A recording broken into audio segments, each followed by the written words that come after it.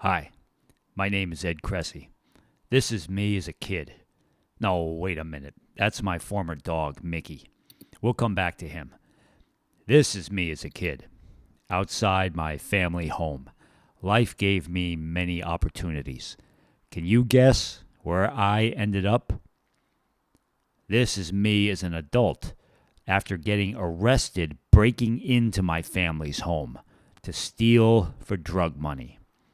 At the time, I was deep in methamphetamine psychosis. I believed an FBI September 11th conspiracy targeted me. Can you guess where I ended up? This is the director of the FBI recognizing me with a Community Service Award for my work to reduce addiction and recidivism. You are about to witness my remarkable journey. As a kid, my dream was to become an author.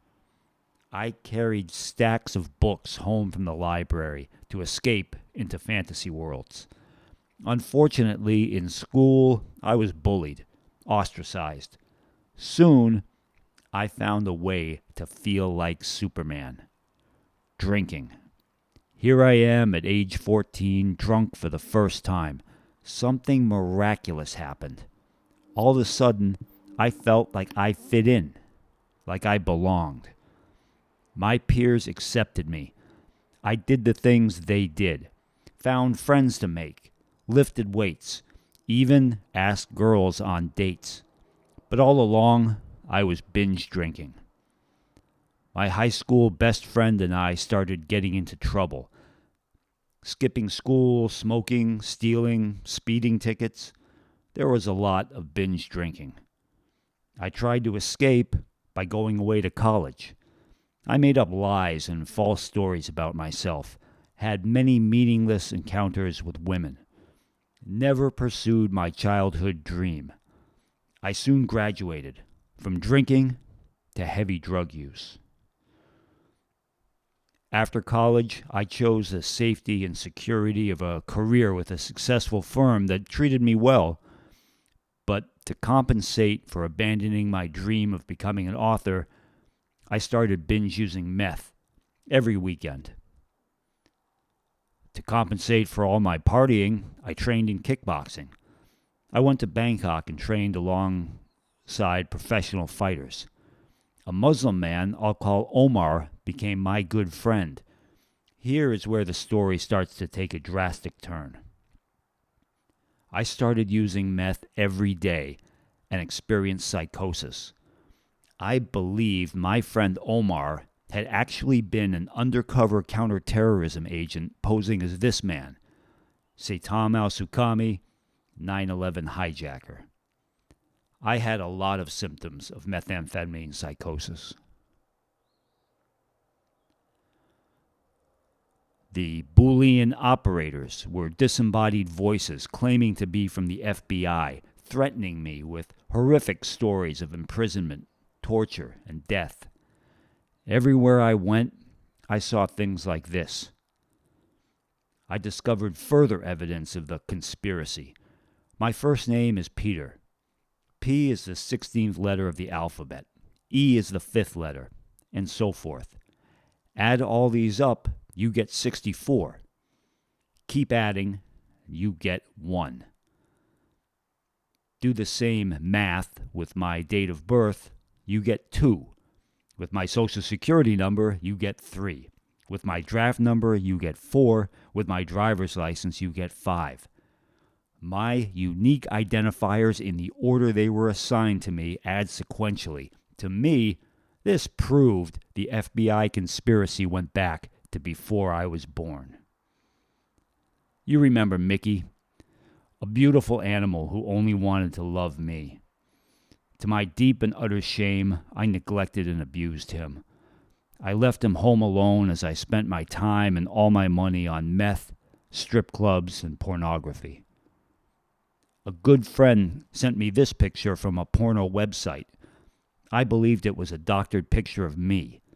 The room was meant to look like my parents' living room. The pictures of dogs meant to send me messages about Mickey.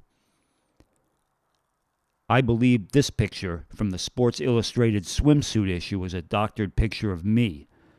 See this map on the wall? It's of an island in the Bahamas. In reality, the 9/11 hijacker Seitan al-Suqami had tried to go to the Bahamas. The story of my friend Omar obsessed me. Had he really been an undercover counterterrorism operative? I was certain that if I could just figure out the truth about Omar and solve the 9/11 conspiracy, everything would be okay. I repeatedly contacted the government. I showed up at the FBI offices high on meth and submitted documents like this, and this, and this, and this. Eventually, I pushed it too far, and the FBI provided a document of their own. This is my FBI arrest report. I was arrested for failure to appear in court, but it represents a far greater failure on my part. I failed to use the many opportunities life provided. Instead, I ended up living in a flophouse hotel room above a strip club with a sink in the corner where I'd ash my cigarettes, wash my clothes, and urinate. I cheated welfare, went months without showering or brushing my teeth. One night, I found myself in a fancy hotel where a stranger's wedding reception was taking place. In the previous years, I'd been invited to 5 weddings, 10 of my closest friends. Do you know how many of those weddings I showed up to? 0. That night, I quit meth for good. Yet just because you're done with drugs doesn't mean drugs are done with you. For many years after quitting meth, I struggled with severe mental health challenges. Fortunately, I was shown a path to what I call the 3 S's. When I pursued spirituality, service, and self-improvement, God sent extraordinary people to help me. You're about to meet some of them. The remarkable Marks Kasnov became my mentor. Marks is a retired successful businessman, civil rights leader, and worked extensively in service to men incarcerated in San Quentin State Prison. When he and I met, Joe Alioto and his amazing wife Erica were expecting their first child, running a political campaign, and juggling careers. Still, they adopted me into their family and encouraged me to pursue my dream.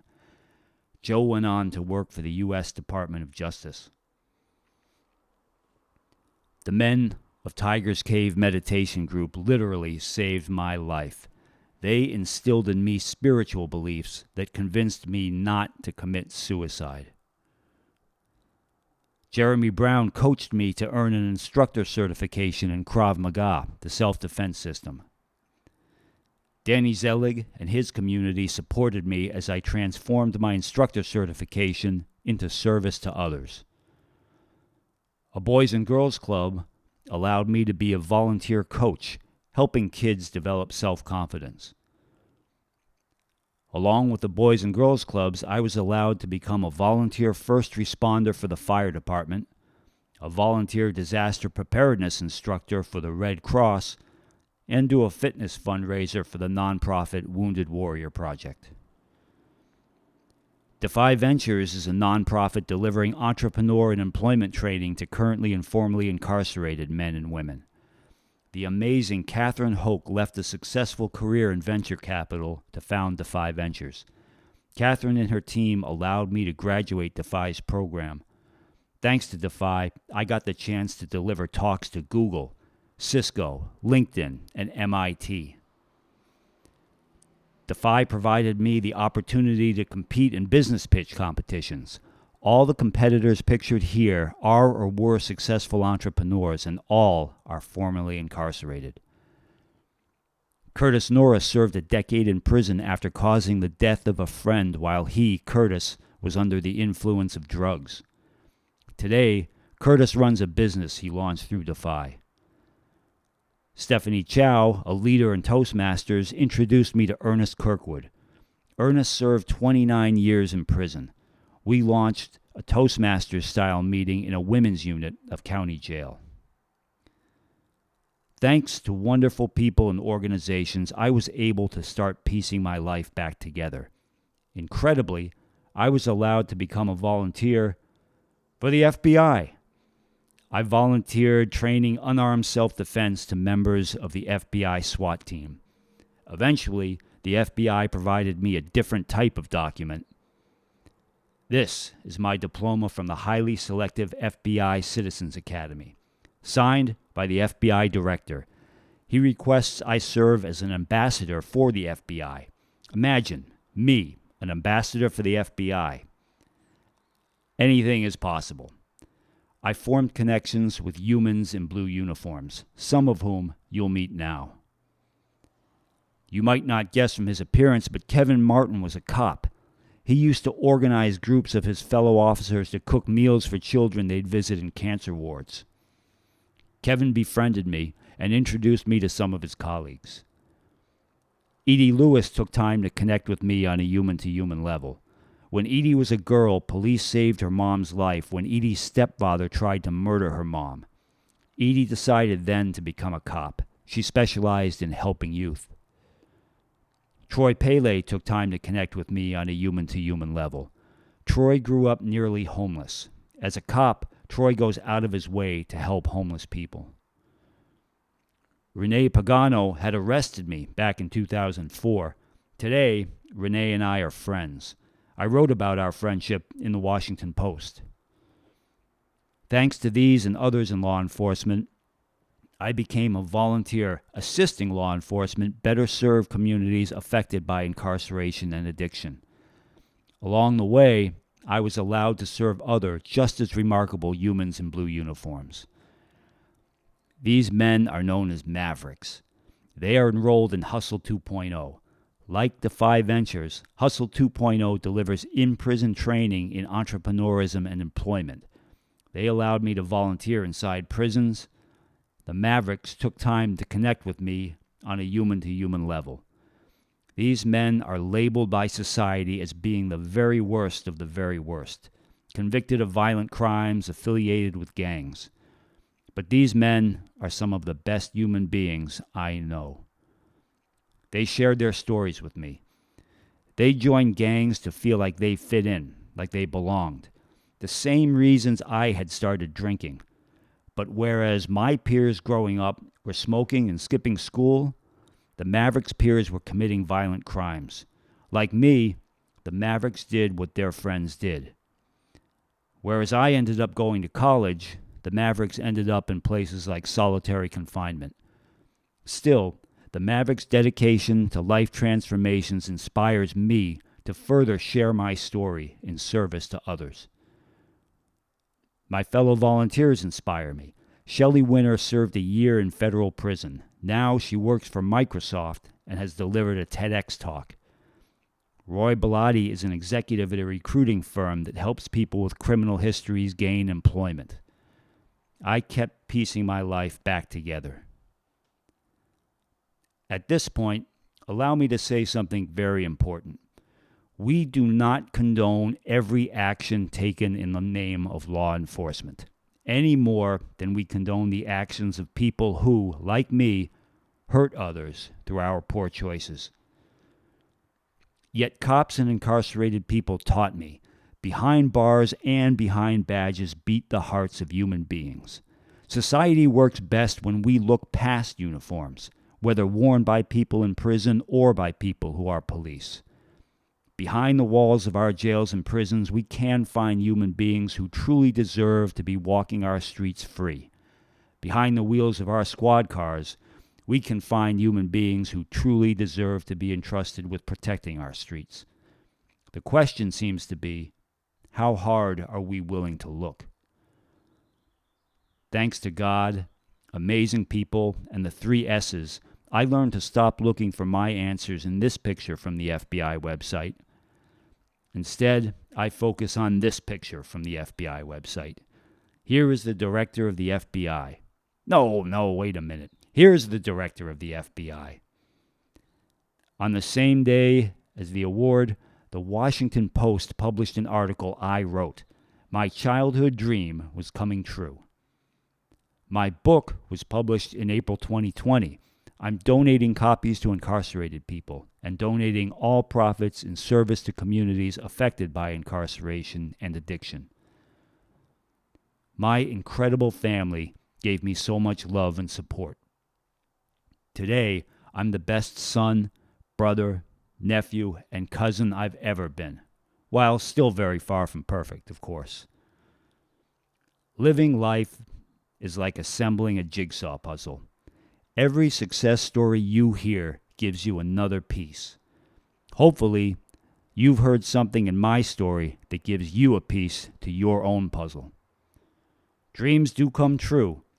This is the library where, as a child, I dream of becoming an author. Today, you can find my book on the shelves. I'm Ed Kressy. Thank you for watching.